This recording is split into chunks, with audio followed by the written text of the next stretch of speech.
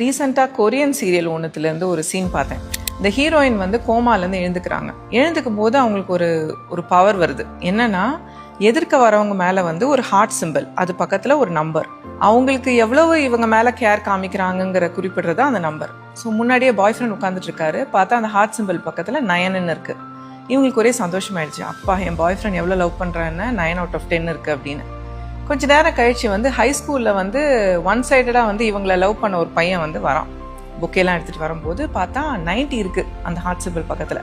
அப்போ தான் இவங்களுக்கு தெரியுது, it's out of 100 the mark, not out of 10ன்னு. 2 பேருக்குள்ளே சண்டை வந்துடுது, ஸ்கூல் ஃப்ரெண்டுக்கும் இந்த பாய் ஃப்ரெண்டுக்கும். அது என்னடா சத்தம்னு சொல்லிட்டு டாக்டர் உள்ளே வராரு. டாக்டர் தலை மேலே ஒரு ஹார்ட் போட்டு 30 இருக்குது. இவங்களுக்கு ரொம்ப டிசப்பாயிண்ட் ஆகிடுது. டாக்டர் கூட 30 இருக்குது, தன்னோட பாய் ஃப்ரெண்ட் வந்து வெறும் 9 தான் நம்பர் இருக்குது அப்படின்னு. இந்த மாதிரி ஒரு டூல் நம்ம எல்லாருக்கும் இருந்தால் நல்லா இருக்கும்னு நினைக்கிறீங்களா இல்லையா? ஆக்சுவலி வந்து கடவுள் வந்து நமக்கு யார் நல்லது செய்வாங்க, யார் கெடுதல் செய்கிறாங்க, யார் நல்லவங்க யார் கெட்டவங்கன்னு கண்டுபிடிக்கிறதுக்கு ஒரு டூல் வச்சுருக்காரு. அந்த டூல் பேர் தான் கஷ்டகாலம்.